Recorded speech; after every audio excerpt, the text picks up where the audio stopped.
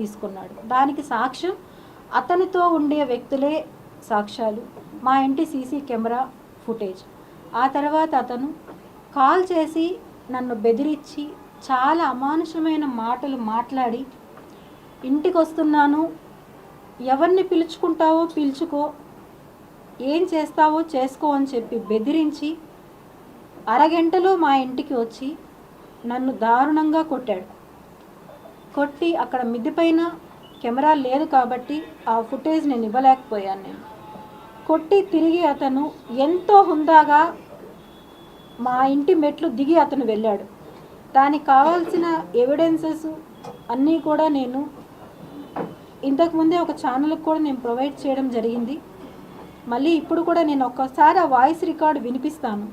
ఇవి వినిన తర్వాత కూడా ఎవరైతే ఇప్పుడు నా పైన నిందలు వేస్తున్నారో, ఎంత దారుణంగా మాట్లాడుతున్నారు, వాళ్ళు ఇది వినిన తర్వాత కూడా మాట్లాడగలరా అని నేను అడుగుతున్నానండి వాళ్ళని. చాలా అంటే చాలా ఘోరంగా.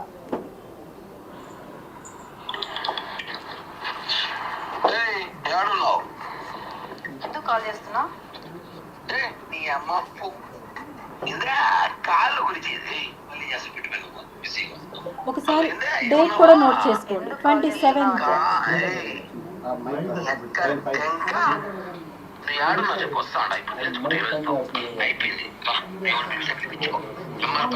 ఫోన్ చేసి రమ్మని చెప్పి వస్తున్నా. ఏంది పెద్ద పూకర్లు ఏమైనా నీ కాలు నేను నాకినా నీ కాలు నేను పట్టుకు ఏడ్రా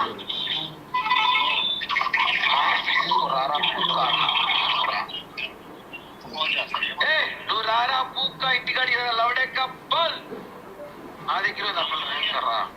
హలో, ఏంది మీ నీ బాధ?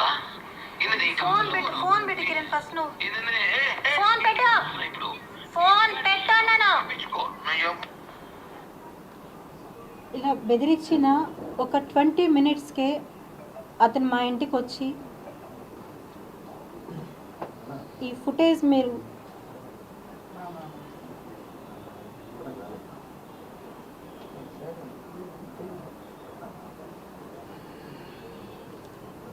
ఇది మీకు కనిపిస్తుందో లేదో, వచ్చి మా కింద డోర్ నాక్ చేసి మా పెద్ద అబ్బాయిని నేను ఎక్కడున్నానని అడిగి, నేను మిద్దె పైన ఉన్నాను అని చెప్పి బాబు చెప్పడంతో, అంటే మా పిల్లోళ్ళకి తెలియదు తనకి నాకు గొడవలు అవుతున్నాయి అప్పుడు అని చెప్పి నేను చెప్పలేదు వాళ్ళకి.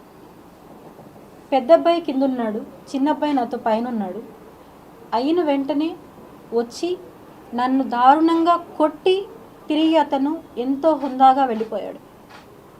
అతను ఆ రోజు చెప్పినట్టు అడిగాడు, నాకు చెప్పాడు, ఏ పోలీసుని పిలుచుకుంటావో పిలుచుకో, ఎవరు వస్తారో రాని నేను చూసుకుంటాను అన్నాడు. ఏం చేయలేరు నేను ఎవరొచ్చినాను. అతనికి ఆ ధైర్యం ఎలా వచ్చింది అంటే, అతను కాన్ఫిడెంట్గా చెప్తాడు, నా వెనకాల జనసేన ఉంది, పవన్ కళ్యాణ్ గారు ఉన్నారు, నాదెండ్ల మనోహర్ గారు ఉన్నారు నా వెనకాల ఎవరేమంటారు వాళ్ళని, వీర మహిళలు ఉన్నారు నా వెనకాల అంటున్నాడు. వీర మహిళలు పవన్ కళ్యాణ్ గారు, నాదెండ్ల మనోహర్ గారు, వీళ్ళందరూ కూడా అమ్మాయిల్ని మోసం చేయమని చెప్పి కిరణ్ రాయల్కి చెప్పారా? అమ్మాయిల్ని పవన్ కళ్యాణ్ గారు చాలా దృఢంగా చెప్పారు, ఎక్కడ ఆడపడుచు కష్టం వచ్చినా నేను నిలబడతాను అని. నేను 2 రోజులుగా పోరాడుతున్నాను. నిన్న ఒక నోటీస్ విడుదల చేశారు, పార్టీకి దూరంగా ఉండాలి కిరణ్ రాయల్ అని చెప్పి. అంతే తప్ప నాకు సపోర్టుగా ఇంతవరకు ఎవ్వరు కూడా ఒక్క కాల్ కూడా నాకు రాలేదు. అతను నన్ను ఇంత ఘోరంగా మాట్లాడుతున్నాడు, అవమానిస్తున్నాడు, ప్రాణహాని ఉంది, నా బిడ్డల్ని చంపేస్తానని బెదిరిస్తున్నాడు, రోడ్లో వెళ్తే యాక్సిడెంట్ చేపి చంపేస్తానంటున్నాడు. ఏవి కానీ రాలేదు.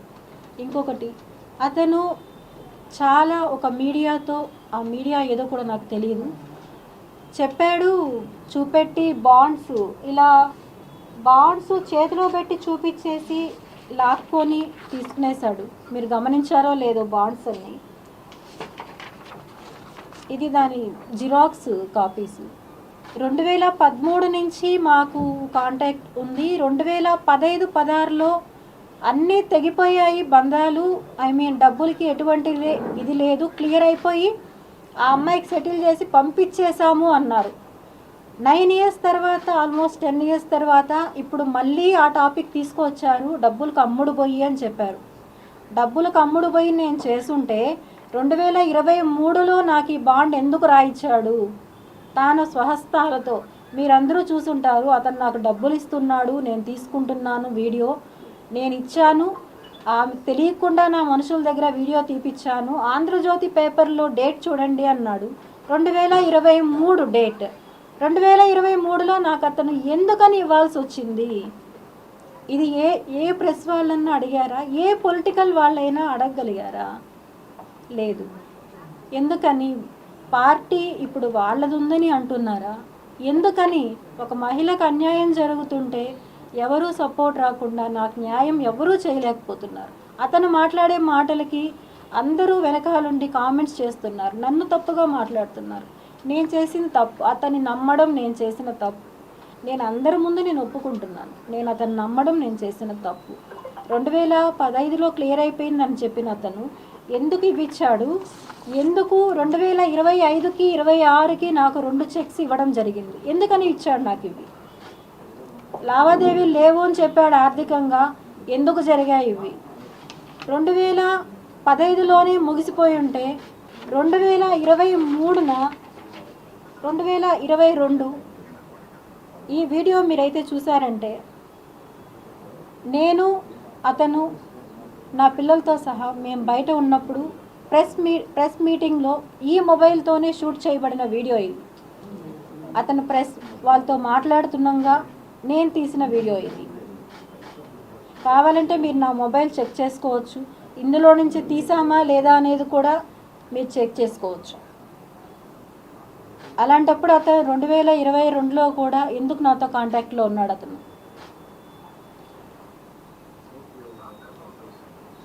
అదే టైం ఇక్కడ అతని చేతుల్లో మోసపోయింది నేను ఒక్కదాన్ని కాదు. ఇంతకుముందు మానస అనే అమ్మాయిని ఘోరంగా మోసం చేశాడు. ఆ అమ్మాయి దౌర్భాగ్యం ఏమంటే కన్న బిడ్డకు కూడా అమ్మాయి దూరం అయ్యి ఎన్నో బాధలు ఎదుర్కొని ఆ అమ్మాయి లైఫ్ అమ్మాయి ఎటో వెళ్ళిపోయింది బిడ్డ రోజులు. ఆ అమ్మాయి ఎంతో ఫైట్ చేసింది.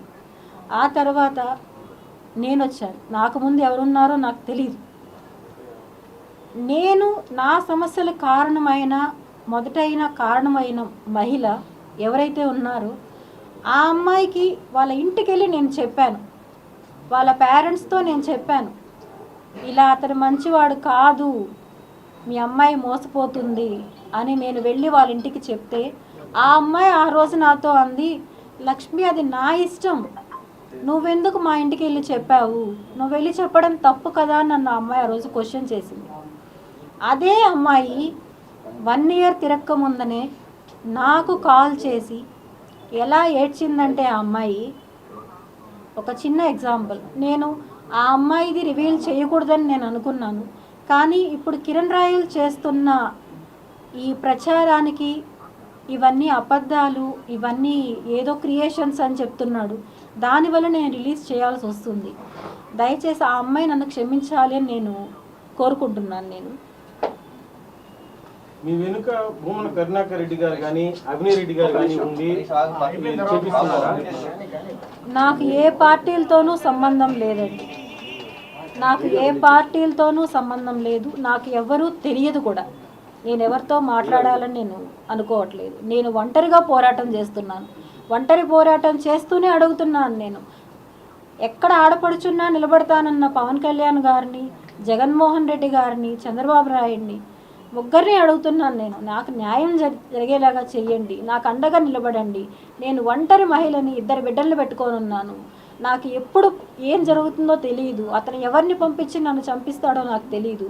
నేను చనిపోయినా కూడా, నన్ను అతను చంపేసినా కూడా నా బిడ్డలకి న్యాయం జరిగేలాగా చెయ్యాలని చెప్పి చేతులెత్తి నేను అర్థిస్తున్నా. నేను అందరినీ నేను దయచేసి 3 రాజకీయాల్లో ఎవరైనా సరే నాకు న్యాయం జరిగేలా చేయండి.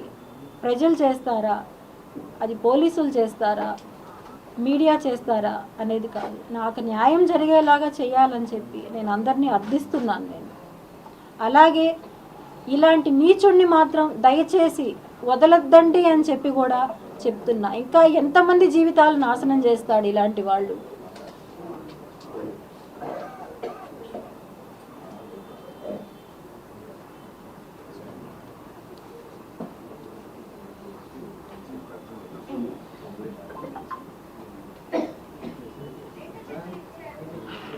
అతనికి అదే అంటున్నా, అతనితో ఉండే వాళ్ళే నాకు చెప్పారు, అక్క నువ్వు బాధపడతావు, వాడికి తెలిసిందంటే ఇంకా వాళ్ళని చంపేస్తాడని చెప్పి నేను ఇంకా ఏది బయట పెట్టను. వాళ్ళు ఉండే వాళ్ళే నాకు వీళ్ళు చెప్తూ ఉంటారు, అక్క నువ్వు బాధపడతావు అక్క, వద్దక్క, ఆయన గురించి నాకు తెలుసు, ఆయన వదలడక్క, ఎప్పటికీ వదలడక్క ఆయన వాళ్ళని, అంతా ఊరికే అక్క, అదంతా సెగక్క, నువ్వు నమ్మద్దక్క అంటాడు. నీకు చెప్పాను కదా విద్దు, డేస్ 1.5 years 2 years 11 years విద్దు. 2013లో నాకు ఇందాక నాకు ఒక మాట అన్నాడు నీ గురించి, ఏమన్నాడంటే నువ్వేదో పీక్తావని, నువ్వేదో డబ్బులు ఇస్తావని, నాకు డబ్బులు ఇచ్చే లక్ష్మిని వదులుకున్నా అన్నాడు. అంటే నువ్వు డబ్బులు ఇస్తాననే లక్ష్మితో ఉన్నావా, ఇష్టపడలేదా అంటే నువ్వు డబ్బుల కోసమే ఉన్నా తనతో అన్నాడు. విన్నారు అందరూ. నేను రికార్డ్ చేసిండే